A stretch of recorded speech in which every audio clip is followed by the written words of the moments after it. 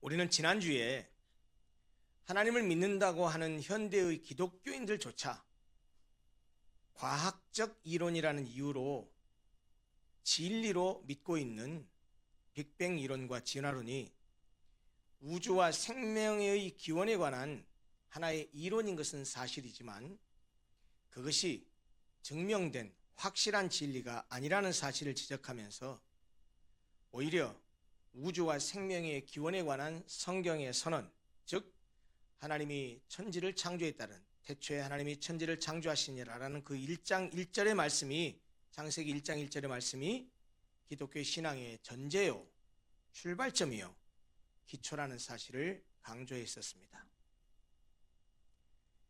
지식이 참된 것이 되기 위해서는 반드시 근거가 필요합니다. 그런데 어떤 지식이든 그 지식이 참이라는 그 근거를 찾아서 소급해서 가다 보면 더 이상 증명할 필요가 없는 자명한 진리에 이르게 됩니다. 특별히 수학이나 논리학에서 그런 학문적인 그런 근거를 많이 밝혀가는데요. 논리학이나 수학 등의 이론 체계에서 증명할 필요가 없이 자명한 진리이자 동시에 다른 명제들을 증명하는데 전제가 되는 원리를 액션, 공리라고 말합니다. 학문적인 용어인데요. 제가 왜 난데없이 공리라는 말을 지금 들먹이게 되냐면 우리가 지난주에 나눴던 태초에 하나님이 천지를 창조하시니라 라는 창세기 1장 1절의 말씀이 마치 우리 그리스도인들에게, 우리 신앙인들에게는 논리학이나 수학에 있어서의 공리와도 같은 존재다라는 사실을 말씀드리고 싶은 겁니다.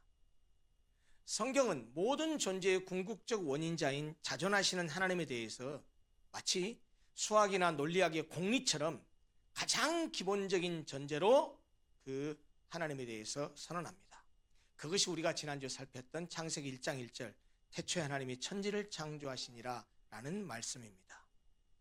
스스로 존재하시는 하나님은 무로부터, nothing, 절대적인 무로부터 온 우주 만물을 창조하셨습니다. 바로 이것을 믿는 믿음, 다시 말하면 하나님은 자존자시요, 전능자시요, 창조주라는 사실을 믿는 믿음은 바로 기독교 신앙의 공리와도 같은 것이다 라는 말씀입니다. 우리의 신앙은 바로 이 창세기 1장 1절 말씀에 근거하고 또 거기서 출발하기 때문입니다. 여러분, 믿음은 감각적 지식의 영역이 아닙니다. 보이는 것은 보면 됩니다. 만질 수 있는 것은 만지면 됩니다. 그렇게 보고 만지는 것을 통해서 사물에 대해서 진위를 이야기할 수 있고 평가할 수 있습니다. 지식은 보고 만지는 감각적 경험의 대상에 국한된다라는 말입니다. 그러나 신앙은 그렇지 않습니다. 신앙은 보거나 만질 수 있는 영역이 아니라는 말입니다. 신앙은 볼 수 없고 만질 수 없는 영역입니다. 볼 수 없고 만질 수 없기 때문에 믿는 것입니다. 물론 신앙이 아무런 근거나 이유 없이 덮어놓고 믿는 것은 아닙니다. 만약에 덮어놓고 믿는다고 한다면 우리는 그것을 신앙이라고 말하지 않습니다. 그것은 오히려 맹목적인 신앙, 잘못된 신앙이라는 뜻이죠. 맹목적인 신앙이라는 의미로 맹신이라고 말을 하기도 하고, 또는 그런 덮어놓고 믿는 근거 없는 신앙, 그런 맹신을 망상이라고 말합니다. 보이지도 만질 수도 없지만 전지전능하고 완전하신 하나님, 모든 존재의 근원이시오 천지의 창조주로서의 하나님에 대해서는 그동안 수천 년 동안 철학자들, 특히 형이상학자들이 합리적이고 논리적인 설명과 논증을 제시해 왔습니다. 사실 전지전능하신 창조자 하나님의 존재와 그가 천지를 창조했다라는 이 사실과 이에 대한 믿음은 다시 강조하지만 우리 기독교 신앙의 전제요, 기초로서 그에 대한 믿음이 바로 기독교 신앙의 출발점이라고 할 수 있다는 점에서 제가 지난주 설교에 창세기 1장 1절을 그렇게나 강조했던 것입니다. 그런데 여러분, 이렇게 기독교를 믿는 우리 그리스도인들은 하나님에 대한 믿음뿐만 아니라 성경이 말하고 있는 하나님이 어떤 분인지를 잘 알아야 되겠지요. 그래서 성경을 읽고 묵상하고 공부해야 됩니다. 그런데 하나님에 대해서만 아는 것 부족합니다. 왜냐하면 신앙의 대상은 하나님이지만 신앙의 주체자는 누굽니까? 누가 신앙합니까? 우리가 하잖아요. 내가 하잖아요. 인간이 하잖아요. 그런 의미에서 하나님에 관해서도 우리가 잘 알아야 되지만 인간에 대해서도 잘 알아야 합니다. 다시 말씀드리지만 우리의 신앙의 대상이 하나님이라면 신앙의 주체는 바로 우리 자신이기 때문입니다. 그래서 오늘 성경이 인간을 어떤 존재라고 하는지를 여러분과 함께 살펴보려고 합니다. 오늘 선택한 본문은 창세기 1장 26, 27, 28절 그리고 2장 7절인데 두 구절 모두 인간 창조에 관해서 기록하고 있는 말씀입니다. 하나님의 창조를 서술하고 있는 창세기 1장은 우주 만물에 관한 창조에 대해서도 기록하고 있지만 인간의 창조에 대해서도 기록하고 있습니다. 창세기 1장에 기록된 하나님의 창조 사역을 정리하면 이렇습니다. 우리가 다 1장을 다 읽지 못했잖아요. 1장의 내용은 이렇습니다. 첫째 날 하나님은 6일 동안 천지를 창조하셨죠. 첫째 날 빛을 창조하시고 빛과 어둠을 나누셨습니다. 그리고 둘째 날 궁창 즉 하늘을 만드시고 물을 궁창 위의 물과 궁창 아래의 물로 나누셨습니다. 셋째 날 물을 한 곳에 모아서 묻이 드러나게 하시고 그리고 땅과 바다로 이렇게 나누게 하셨습니다. 그리고 땅에는 풀과 채소와 과목을 만드셨습니다. 넷째 날 해와 달과 별을 만드셨습니다. 다섯째 날 하늘의 새와 물속의 물고기들을 만드셨습니다. 여섯째 날 육축과 짐승 그리고 사람을 만드셨습니다. 그런데요, 하나님께서 인간 위에 다른 피조물들을 창조하실 때는요, 공통적으로 전부 다 어떻게 했냐? 무엇이 있으라라고 명령하십니다. 명령하시면 그 명령에 따라서 그대로 사물이 되어졌습니다. 빛이 있으라 하시니 빛이 있었다라고 말씀하십니다. 그 구절들이 공통적으로 나오는데 나중에 집에 가서 성경 읽어보세요. 7절, 9절, 11절, 15절, 24절에 계속해서 반복돼서 나와요. 하나님께서 명령하시면 그대로 되니라 라고요. 이렇게 해서 천지와 만물이 하나님의 창조에 의해서 무에서 유로 존재하게 되었습니다. 그러나 인간은 하나님에 의해서 창조되되 다른 피조물과는 달리 좀 다른 방법으로 창조하셨다고 성경이 말하고 있어요. 그게 뭐냐? 하나님의 형상을 따라 창조되었다고 말합니다. 그리고 사람을 창조하실 때는 오늘 우리가 본문을 읽었지만 우리라는 인칭 대명사가 말해주듯이 삼위 하나님이 의논하시고 하나님의 형상과 하나님의 모양대로 지으시기로 하셨다라고 성경이 말합니다. 우리가 우리의 형상을 따라 우리의 모양대로 했을 때 우리라고 하는 복수 인칭 대명사에 대해서는 신학적으로 얘기하려면 오늘 밤을 새야 돼요. 그 얘기는 우리가 신학적인 얘기를 하는 게 아니니까 단순히 그렇게 이해하고 넘어가십시오. 삼위일체 하나님이 의논하셨다는 사실을 표현하고 있는 구절입니다. 26절을 보십시오. 이렇게 말해요. 우리의 형상을 따라 우리의 모양대로 우리가 사람을 만들자라고 말해요. 그래서 어떻게 했느냐? 만든 이유가 뭐냐? 그들로 그 사람을 만들어서 그 사람으로 하여금 바다의 물고기와 하늘의 새와 가축과 이게 뭐죠? 그 전에 만드셨잖아요.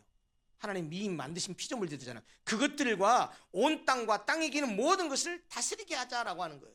그러니까 만드신 분은 누구예요? 하나님. 그 만드신 피조물들을 다스리는 존재는 누구예요? 사람이라. 여기는 몇 가지 굉장히 중요한 그 내용들이 함축되어 있어요. 첫째는 뭐냐? 방금 우리가 보았듯이 하나님이 인간을 창조하신 목적이 드러나 있어요. 왜 만드셨냐? 하나님께서 인간을 당신의 대리자, 에이전트로 세우셔서 하나님께서 지으신 만물을 하나님 당신을 대신해서 우리로 하여금 다스리게 하기 위해서 인간을 창조했다는 겁니다. 이것이 인간을 창조하신 목적이에요. 두 번째, 이 목적에 부합한 인간을 만들기 위해서 하나님은 어떻게 하셨냐? 인간을 만들되 어떻게 만드셨죠? 하나님의 형상을 따라서 하나님의 모양대로 창조했다라고 성경이 말하고 있어요. 근데 여기에 그 26절과 27절이 두 번 나오는데요. 하나님의 형상이라는 말과 하나님의 모양이라는 말이 나와요. 그런데 이 하나님의 형상과 하나님의 모양이 무슨 뜻일까요? 히브리어 원어로는 하나님의 형상이라는 단어는 첼렘이라는 단어고요. 그리고 모양이라는 단어는 데무트라는 단어입니다. 영어로 바꾸면요, 이 첼렘이라는 단어, 형상으로 번역된 첼렘이라는 단어는 영어로 바꾸면 이미지라는 뜻이고요. 그리고 이 데무트, 모양으로 번역된 데무트라는 단어는 영어 단어로 바꾸면 likeness입니다. 그런데 여기에 지금 이 첼렘과 데무트라는 단어가 두 개 나와서 우리나라 성경에는 형상과 모양으로 번역되어 있는데 두 단어가 전혀 다른 의미로 번역되어 있잖아요. 그런데 이 두 단어가 의미가 완전히 다른, 생뚱맞은 다른 개별적인 단어가 사실 아닙니다. 이것은요, 번역상에서 우리가 그렇게 오해할 수 있게 돼버린 것은 히브리 원어된 성경을 헬라어 성경으로 번역하는 과정에서 번역의 오류로 빚어진 겁니다. 초창기 기독교 때, 그러니까 예수님이 오신 이후에 성경이 헬라어로 기록되어 있는데 이 성경 전체를 헬라어로 번역을 하는 것이 있는데 그거를 소위 70명의 사람들이 번역했다고 해서 70인역이라고 말하고요. 70이라는 단어 셉투아진트라고 해서 그냥 셉투아진트라고 말하기도 해요. 이 셉투아진트, 소위 70인역은 히브리어 성경을 헬라어로 번역하는 과정에서 이 단어들이 변화됐을 거 아니에요. 그런데 창세기 본문의 1장 26절의 내용이 히브리어 원어 성경에는 이렇게 되어 있어요. 우리의 형상, 우리의 모양을 따라 우리가 사람을 만들자라고 되어 있어요. 이것이 히브리어 마소라 텍스트입니다. 그런데 이 텍스트를 방금 말씀드린 대로 헬라어로 번역한 셉투아진트가 형상과 모양 사이에 헬라어 접속사 카이, 영어로 말하면 and입니다. 그 무엇과라는 의미를 가진 그 접속사인데 요 형상과 모양 사이에 카이라고 하는 이 헬라어 접속사를 사용해 가지고 우리의 형상과 우리의 모양을 따라서 라고 번역해서 형상과 모양이 서로 다른 의미인 것처럼 오해하게 만들어 버렸어요. 그러나 사실 그렇지 않습니다. 형상과 모양, 단어는 다른 단어를 쓰였지만 그것은 의미가 다른 것이 아니고 이 두 단어가 서로 교호적으로 사용됩니다. 그것을 직접 보여드릴게요. 성경에 창세기만 봐도 드러나는 게 뭐냐면 오늘 본문 한번 보십시다. 창세기 1장 26절. 창세기 1장 26절은 뭐라고 했냐면 우리의 형상을 따라 우리의 모양대로 해서 형상과 모양을 다른 단어 두 개를 병렬시켜 놨어요. 근데 27절 넘어가 보세요. 하나님이 자기 형상, 곧 하나님의 형상대로 그래가지고 앞에는 분명히 형상과 모양 두 단어를 얘기했는데 27절 가니까 두 단어 가운데 한 단어는 없어져 버렸어요. 어떤 단어가 없어졌어요? 모양이라는 단어는 없어요. 그냥 하나님이 자기 형상, 곧 하나님의 형상대로 창조했다고 말해요. 다시 말하면 앞에 있는 하나님의 형상을 따라 하나님의 모양대로라고 했던 것은 뭐냐면 형상을 강조하기 위한 다른 단어를 사용해서 강조하기 위한 그런 병렬법이란 말이에요. 이것을 증명할 수 있는 것이 또 다른 구절이 있는데 여러분 성경책에 있으면 한번 찾아보세요. 창세기 5장으로 한 몇 장만 넘겨보세요. 창세기 5장 가면 5장 1절에 이런 기록이 있습니다. 거기는 아담의 계보에 대해서 얘기하는데 이렇게 말해요. 이것은 아담의 계보를 적은 책이니라 라고 하면서 이렇게 말해요. 하나님이 사람을 창조하실 때에 하나님의 모양대로 지으시되, 그래가지고 여기는요 창세기 우리가 보면 1장 26, 27절에는 형상, 모양 두 단어가 나왔는데 5장 1절에 가면 여긴 또 한 단어가 빠졌네. 뭐가 빠졌어요? 여기서는 형상이란 단어가 빠지고 하나님의 모양대로라고 해서 모양이란 단어로 그냥 대표해서 썼어요. 그뿐만이 아니에요. 좀 내려오면 5장 3절에 가보면 이렇게 말합니다. 아담은 130세의 자기의 모양 곧 자기의 형상과 같은 이라고 말해서 모양 곧 형상이라고 말해서 모양과 형상이 같은 의미라는 사실을 직접적으로 말하고 있습니다. 지금 제가 하고자 하는 말은 무슨 말이냐면 하나님의 형상을 따라서 하나님의 모양대로 지었다고 했는데 이것은 하나님의 형상을 따라 지음받은 것에 대한 반복적이고 강조적인 것이라는 얘기예요. 결국 창세기 1장 26과 27절은 인간이 하나님의 형상을 따라 창조되었다고 말하고 있다는 거예요. 그 하나님의 형상을 오늘 주보 전면에 있는 그 그림에도 표시되어 있지만 그걸 라틴어로 이마고 데이라고 말합니다. 그 이마고 데이라는 그 라틴어는 영어로 말하면 the image of God 이런 뜻이에요. 하나님의 형상, 우리말로는 그렇게 번역을 했죠. 그런데 불행한 사실은 뭐냐? 성경이 창세기 1장 26절 그리고 27절에 하나님의 형상에 대한 말을 거듭하고 있지만, 하나님의 형상으로 인간을 창조했다고 말하고 있지만, 도대체 그 하나님의 형상이 구체적으로 무엇인지에 대해서는 성경이 한마디도 언급하고 있지 않습니다. 그러나 우리는 성경이 구체적으로 말하고 있지 않아도 충분히 하나님의 형상이 무엇인가를 추측하고 성경을 통해서 얻어낼 수 있습니다. 그 첫 번째, 여러분 봐보세요. 인간이 하나님의 형상을 따라 창조되었다는 말은 무슨 말이냐면, 형상을 따라 창조됐다는 말은 우리가 하나님의 형상을 닮았다라는 얘기예요. 하나님을 닮았다라는 얘기예요. 물론 하나님을 닮았다는 이 말이 우리가 눈이 두 개, 코가 한 개, 입이 하나, 귀가 두 개니까 하나님도 코가 하나, 입이 두 개, 입이 하나, 눈이 두 개 이렇게 생겼을 것이라는 이런 육체적인 것을 닮았다라는 말은 아닙니다. 왜냐하면 하나님은 뭐죠? 영이시거든요. 그러므로 인간이 하나님의 형상을 따라 지음받아 되었다라는 말은 인간이 하나님을 닮았다는 말이요, 그리고 그 닮은 것은 육체적인 외향적인 것을 말하는 것이 아니고 보이지 않는 어떤 것을 닮았다라는 말입니다.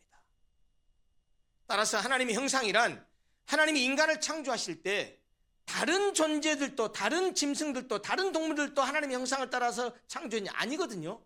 인간만 하나님의 형상을 따라 창조했거든요. 그러므로 모든 생명체 가운데, 모든 동물 가운데 생물학적 분리법에 따라서 진화론적 관점에서 인간을 이렇게 모든 생명체들을 이렇게 나래비를 세워놨는데, 열등한계서부터 고등한계까지, 그랬을 때 아무리 인간과 근접해 있는 고등한 동물이라 할지라도 인간을 제외한 어떤 동물에서는 발견할 수 없는, 인간에서만 발견되는 그것이 바로 하나님의 형상이다 라고 말할 수 있다라는 말입니다. 그것이 뭐겠습니까?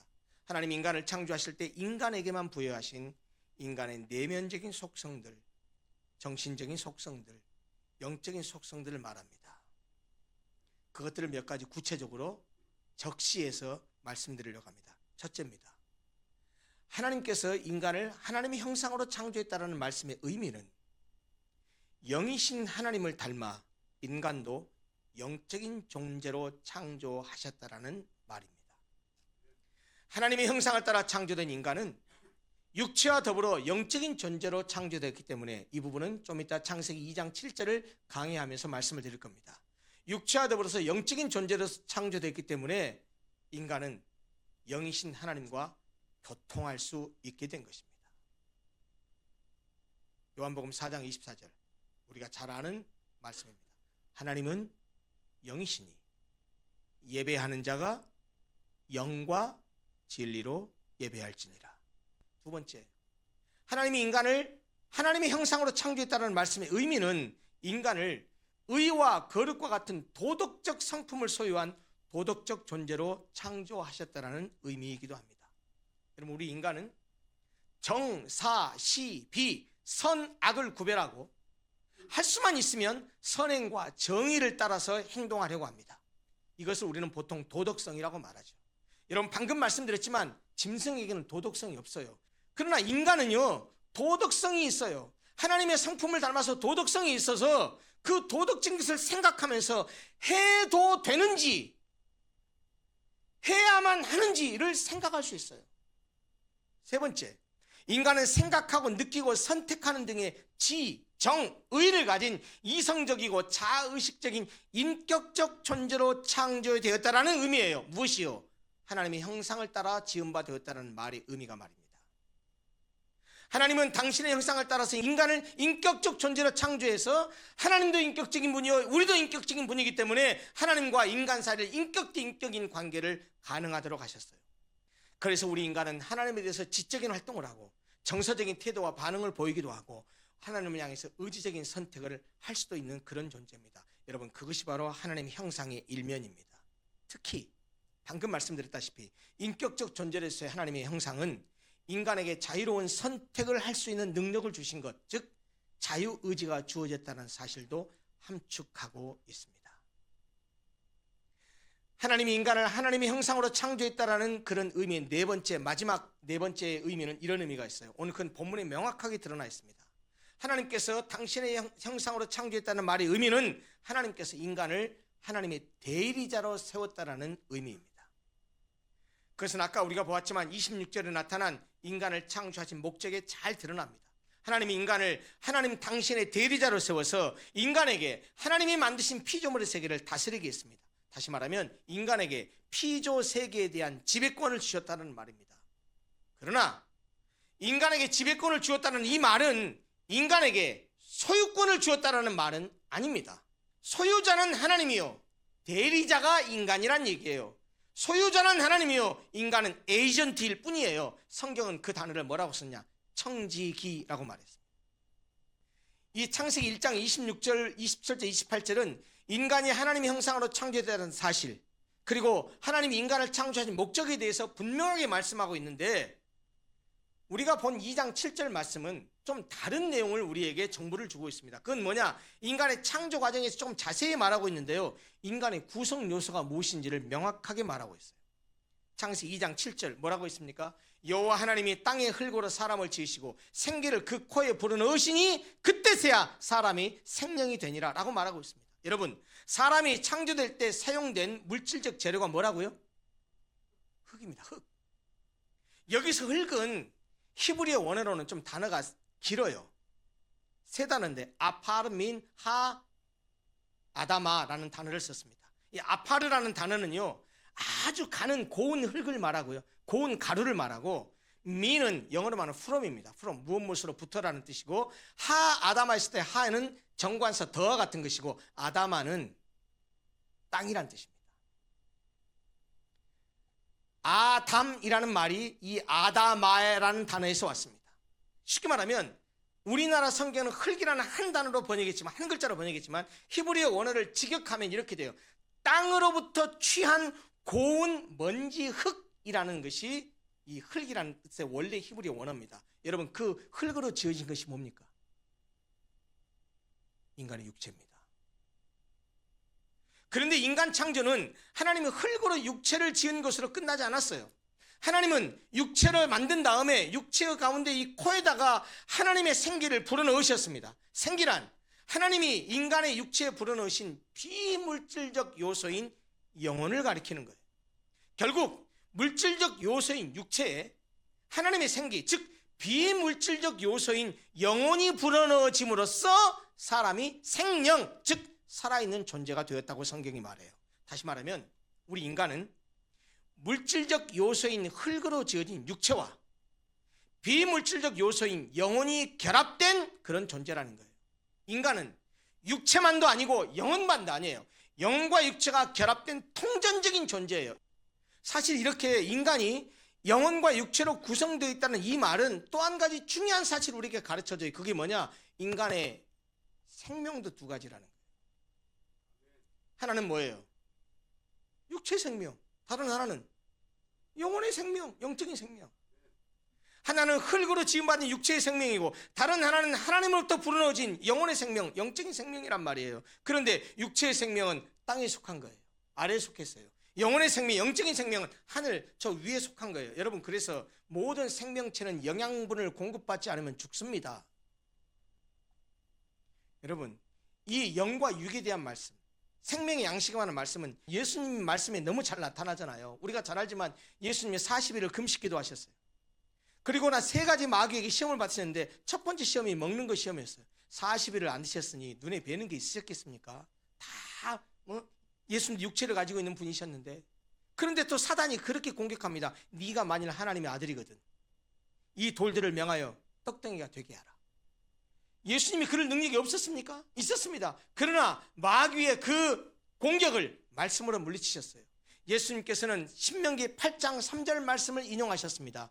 마태복음 4장 4절 말씀, 예수께서 대답하여 이르시되 기록되었을 때, 복음서에서 기록되었을 때라는 말은 구약성경을 인용할 때 하는 관용적인 표현입니다. 기록되었을 때 구약성경이 이렇게 말씀하고 있다라고 말씀하는 겁니다. 그러면서 예수님이 이렇게 말씀하셨어요. 사람이 떡으로만 살 것이 아니요 하나님의 입으로 나오는 모든 말씀으로 살 것이라 하였느니라 라고 신명기 말씀을 인용해서 마귀를 물리칩니다. 여러분, 맞습니다. 사람의 육체는 떡을 먹어야 삽니다.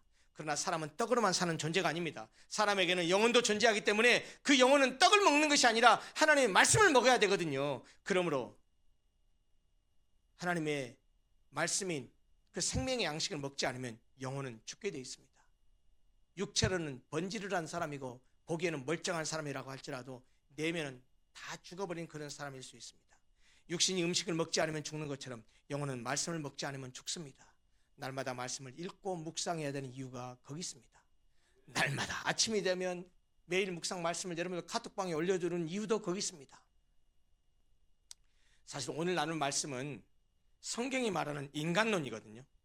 근데 성경은 인간에 대해서 다른 관점에서 보지 않고 하나님과의 관계 속에서만 인간을 봅니다.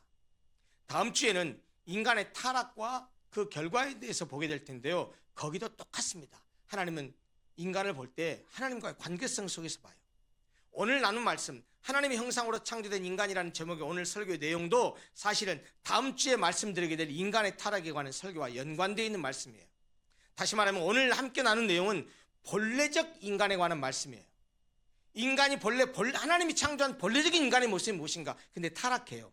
그래서 타락 전에 인간은 어떻고 타락 후 인간이 어떤지를 우리가 분명히 알아야 돼요. 오늘 나눈 이 말씀은 다음 주에 나누게 될 타락한 인간의 모습을 통해서 좀 여러분들 스스로가 비교하면서 우리가 타락하기 전과 타락한 이후 인간의 모습이 어떤지, 구원을 통해서 회복해야 될 인간의 모습이 무엇인지를 여러분 스스로가 좀 깨닫고 그리고 그런 인간의 모습으로 회복되기 위해서 노력할 수 있었으면 좋겠습니다. 이제 설교를 마무리하면서 성경이 말하는 인간이 어떤 존재인지에 대해서 세 가지로만 정리하고 설교를 마치려고 합니다. 첫째, 인간은 창조주 하나님의 피조물입니다.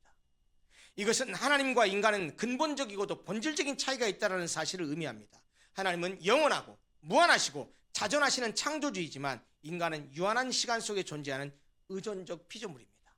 하나님은 창조주이기 때문에 만물의 주인이고 모든 피조물은 하나님의 소유입니다. 따라서 인간은 자신을 지으신 하나님을 주인으로 인식하고 창조주와 올바른 관계를 가져야 합니다. 둘째, 인간은 하나님의 형상으로 지음받아 하나님을 닮은 매우 특별하고 매우 존귀한 존재라는 사실입니다. 다시 말하면 인간은 하나님의 형상을 따라서 창조된 인격적이고 도덕적이고 영적인 존재예요. 그렇기 때문에 인간은 그 어떤 것으로도 바꿀 수 없고 그 어떤 것으로도 비교할 수 없는 가장 고귀하고 가장 존엄한 존재입니다. 유물론은 인간을 단지 물질적 존재로 보지만 성경은, 기독교는 인간을 하나님의 형상으로 봅니다. 진화론은 인간을 육체적 욕구만을 따라 행동하는 동물과 다를 바 없는 존재로 이해하지만 기독교는, 성경은 인간을 동물들과는 본질적으로 다른 하나님의 형상이라고 말합니다. 진화론은 인간을 매우 발달된 아메바로 보지만 성경은 인간을 하나님의 형상을 따라 지음받은 존귀한 존재로 본다는 말입니다. 유물론이나 진화론은 인간의 가치와 위상을 물질과 동물의 수준으로 이렇게 실추시켜서 얘기하지만 성경은 인간을 하나님의 형상을 따라 지음받아 하나님을 닮은 존귀한 존재라고 합니다. 우리는 어떤 인간을 대하든 나만 하나님의 형상으로 창조된 게 아니고 다른 모든 인간도 그렇게 창조됐거든요. 그러므로 우리는 그의 국적, 지위, 신분, 재력, 학력에 따라서 사람을 평가해서는 안 됩니다. 인간이 하나님의 형상이라는 사실을 믿는 우리에게는, 우리 그리스도인들에게는 기억하세요. 인간 삶을 살아가면서 적어도 우리가 인간은 하나님의 형상으로 창조됐다는 사실을 믿는다면 인간의 삶 속에서 갑질, 인격모독, 안하무인 이런 단어는 우리 그리스도인들에게는 어울리지 않는 단어입니다. 마지막 세 번째, 인간은 육체와 영혼이 결합된 존재이지만 인간에게는 육체보다는 영혼이 더 본질적이고 영혼이 우리 인간을 특별하게 합니다. 흙으로 지어진 인간이 완성된 인간이었다면 인간의 본질은 흙, 육체라고 말할 수 있을 것이지만 흙으로 만든 육체에 하나님이 생기를 불어넣었을 때 그때서야 비로소 인간이 생명이 되었다, 살아있는 존재가 되었다는 말의 의미는 인간의 본질적 생명이 땅에서 온 육체가 아니라 하나님으로부터 온 영혼이라는 말입니다. 인간을 인간되게 하는 인간의 본질적 요소는 육체가 아니라 영혼이라는 말입니다. 그러므로 여러분, 제발 육체도 좋지만 영혼에게 좀 관심을 가지십시오. 물론 성경이 육체를 하찮게 보지 않습니다. 인간을 구성하는 육체와 영혼은 겉과 속의 관계처럼 그렇게 말할 수 있죠. 중요한 사실은 하나님이 불어넣어 주신 하나님의 생명력, 즉 영혼을 인해서 인간은 육체 이상의 존재가 되었고 그 영혼을 통해서 하나님과 소통할 수 있게 되었다는 사실입니다. 사랑하는 성도 여러분, 우리는 하나님의 피조물입니다. 하나님이 우리의 주인입니다. 여러분, 그러므로 하나님을 하나님 되게 하십시오. 하나님을 피조물의 수준으로 끌어내리지 마시고 인간을 하나님 수준으로 올려놓지 마십시오. 우리는 하나님의 피조물입니다. 두 번째, 인간은 하나님의 형상입니다. 다른 사람을 존귀하고 존엄하게 여겨야 됩니다. 돈이 많든 적든, 많이 배웠든 적게 배웠든, 지위가 높든 낮든, 싱싱한 젊은이든 이제 나이가 드셔서 힘없는 노인이 되셨든, 사람은 하나님의 형상으로 지음받은 고귀하고 존귀한 존재입니다. 사람을 배려하고 존경하고 존중하고 사랑할 줄 알아야 됩니다. 마지막 세 번째, 우리는 보이는 육체보다 보이지 않는 영혼에 더 큰 관심을 가지고 영혼을 잘 가꿀 줄 알아야 합니다. 그래야 영이신 하나님과 온전하게 소통할 수 있기 때문입니다. 여러분, 기억하십시오.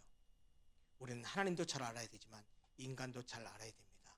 우리는 하나님의 형상으로 지음받은 하나님의 피조물입니다. 그러기에 이 땅을 살아가면서 그 인간의 본 모습을 잊지 아니하고 하나님께 영광 돌리는 삶을 살면서 다른 사람에게도 덕을 끼치고 하나님 우리를 사랑하는 그 사랑으로 우리도 사람을 사랑하면서 따뜻하고 아름다운 세상을 만들어가야 할 것입니다. 기도하겠습니다.